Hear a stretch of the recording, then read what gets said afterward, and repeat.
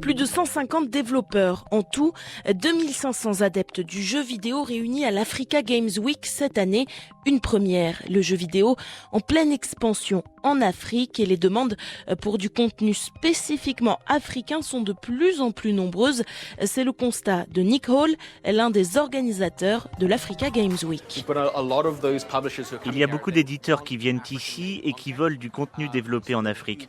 Donc c'est une opportunité immense. C'est un peu le meilleur moment pour créer des jeux ou pour essayer de se lancer dans l'industrie vidéoludique parce que nous nous attendons à un pic de croissance dans les années à venir.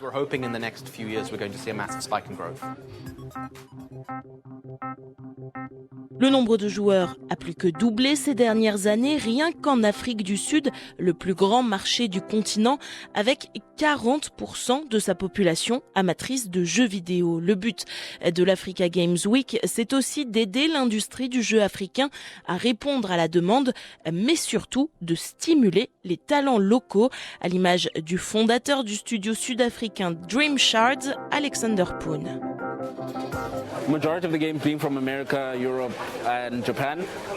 Comme la plupart des jeux viennent d'Amérique, d'Europe ou du Japon, on connaît ces cultures, on sait à quoi s'attendre. Bien sûr, il y a une certaine diversité là-bas. Mais rien qu'en Afrique du Sud, par exemple, on a 11 langues nationales. Chacune d'entre elles vient d'une culture, d'une histoire particulière. En partant de ça, pour développer un jeu, ça permet de créer de nouveaux contenus encore très peu explorés.